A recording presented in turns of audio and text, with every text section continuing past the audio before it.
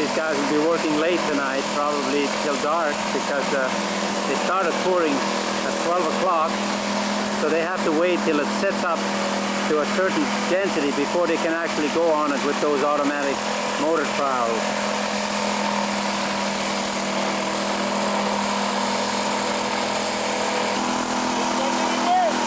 Yes, sir. Certain things have to be finished by hand, like around the doors and stuff like that. So they can't get to it with the trowel. This is the recess for the door.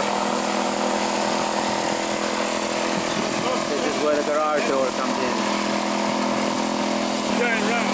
I love budget. I was out working on the building, you know? Yeah.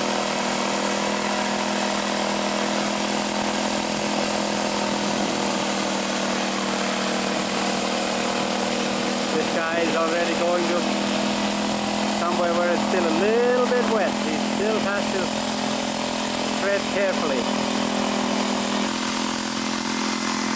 This fellow's name is Bob. He's one of the top finishers of Portland Concrete Finishing Company. And as you notice in the back, he's got a trowel in one pocket and a comb in the other pocket. The trowel is to make the concrete nice and smooth, and the comb is to make his hair nice and smooth. So that's pretty good.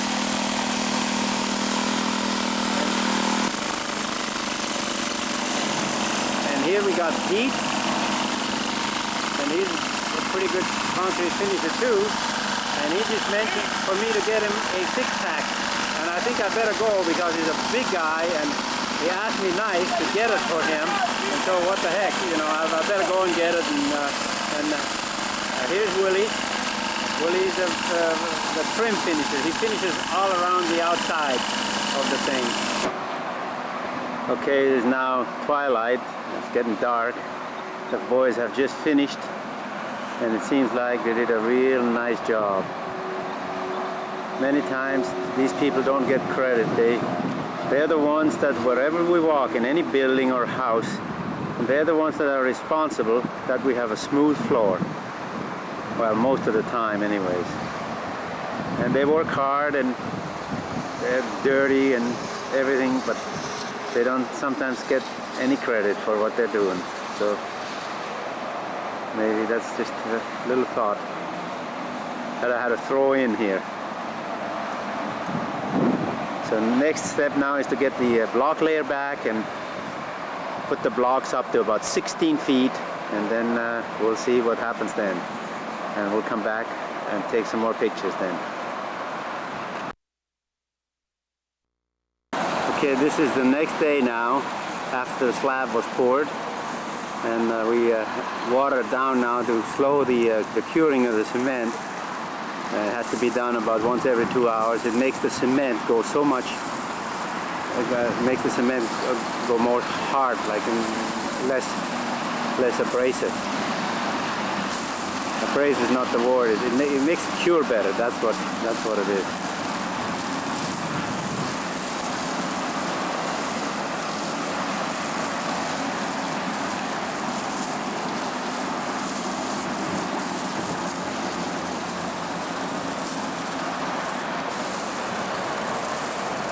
And here's the watch lady. She's been watching the job for us when we're not here, you know. So she's been doing a pretty good job. Except they stole a bag of cement mix last night. So I don't know. Maybe she turned the head the other way or something.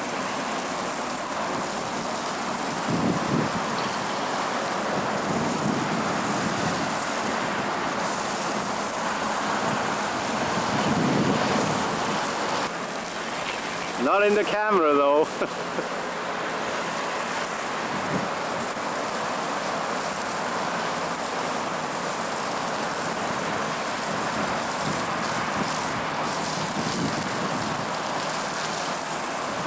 That's hard work because you got to make sure everything gets good and wet.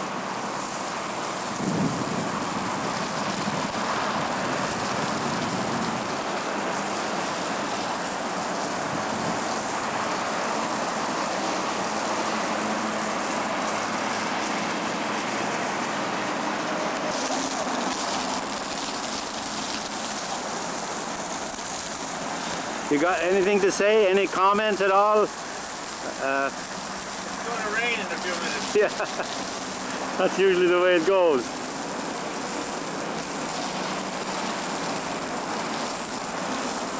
Just roller skating on this. Did you tell the kids? I told them, I said, come over here and roller skate. Yeah. Alrighty. That's enough pictures. Wellesley Inn is progressing too. All the walls are in now. I guess they're going to work inside now, and we'll take another shot of it when it's all finished.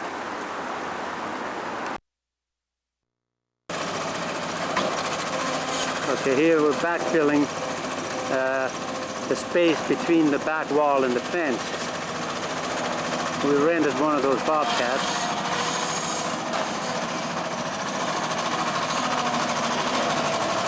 Hopefully we can do it all in one day, because these things are expensive to rent.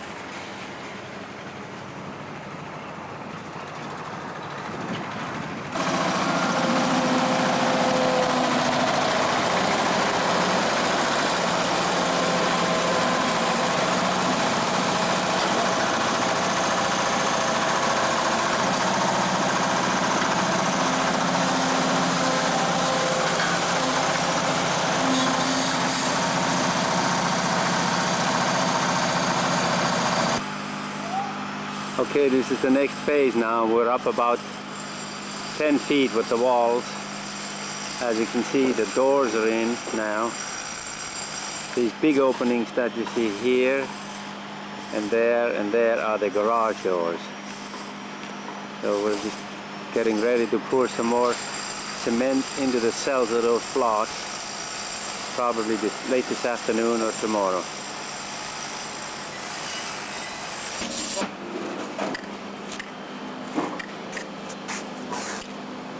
A lot of guys don't realize that it's so important to do the concrete right in the first place. Yeah. It doesn't take any more effort, because later on it takes a lot of effort to correct it.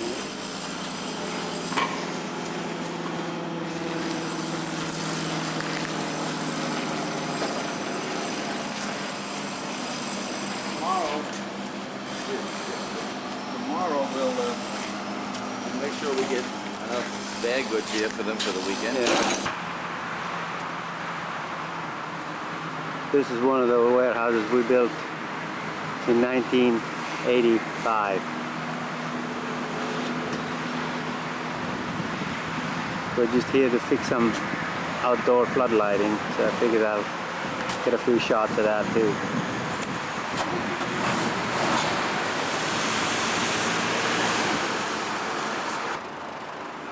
Okay, we're at the full height of the warehouse now. All we got to do now is pour a tie beam around the top of the block and then put the roof on, and that's it. There's a vent hole for the exhaust fan.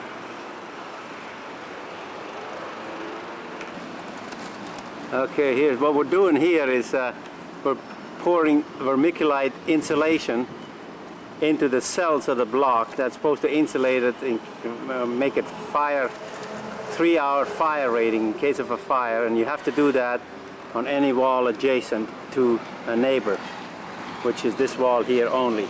All the other walls are all open, so we don't have to worry about the other walls. This wall is already the full height that it's going to be. All we got to do is pour a tie beam on top of that. This is still have to go about 8 courses of blocks yet here, so that'll be done by tomorrow.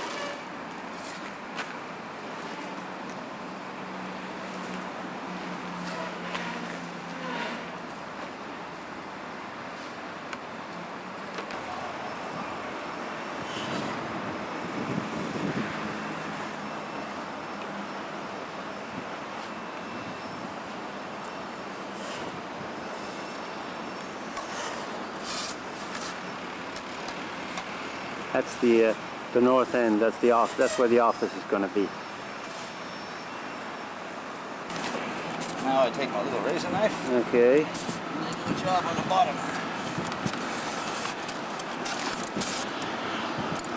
Okay, just open the bag. Just open the bag up. Now I stand this sucker up.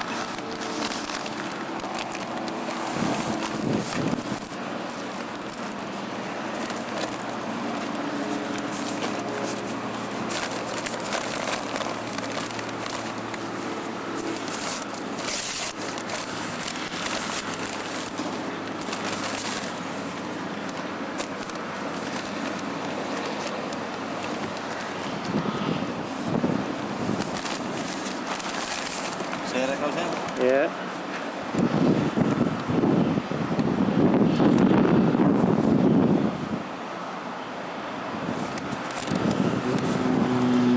And that's going to make it fireproof, does it? Oh boy, from what?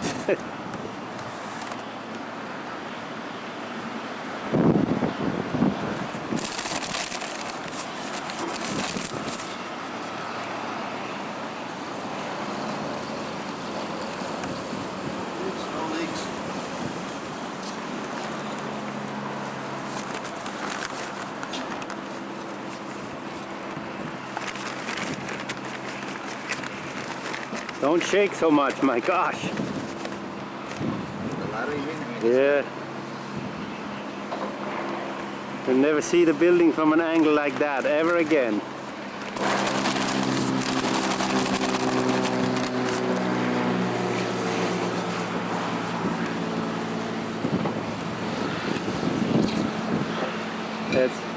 It looks like ground poppy seed.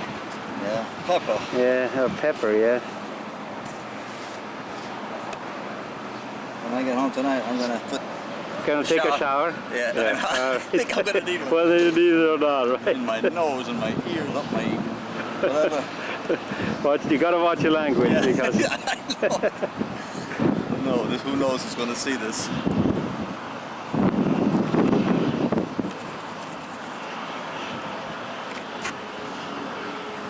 People think we're electricians. yeah. Well, I think they stopped thinking that years ago. Even though we were working on it.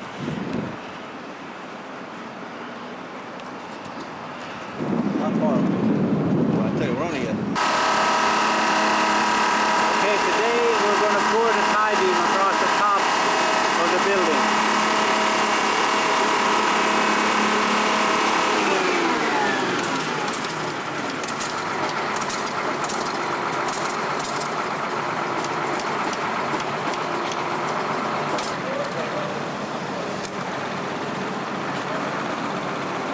This is from the inside.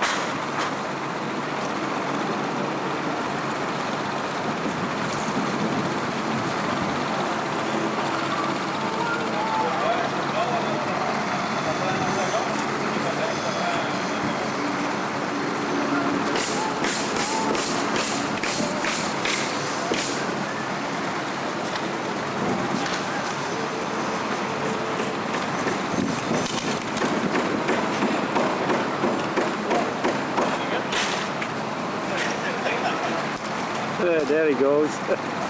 He's the foreman on the job. French-Canadian guy.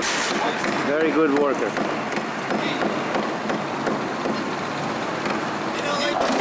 Okay, this is a day later now, and they're taking the plywood off. Everything's been poured. Concrete's all been put in place late last night, and we got the finished tie beam now.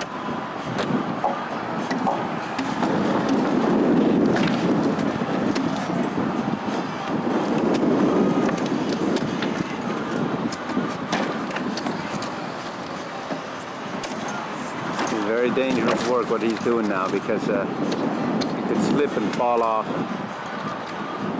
I always tell the guys, be careful, we don't want any fatalities on our job.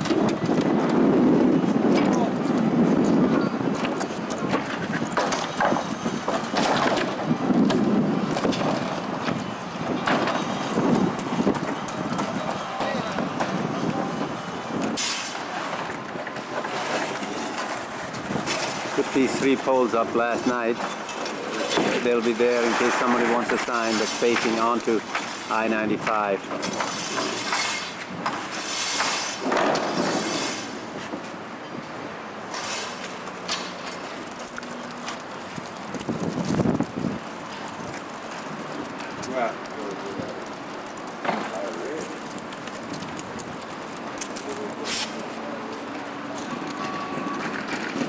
Starting to look like a warehouse. The only thing is we've got to get a roof on there now, because without a roof, these things, you can't rent them too good without a roof.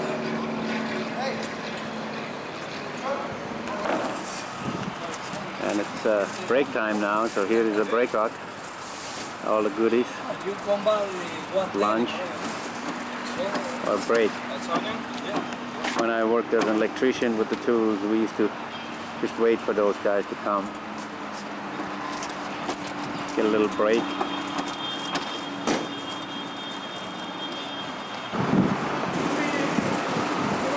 This is from the top of the building looking onto I-95.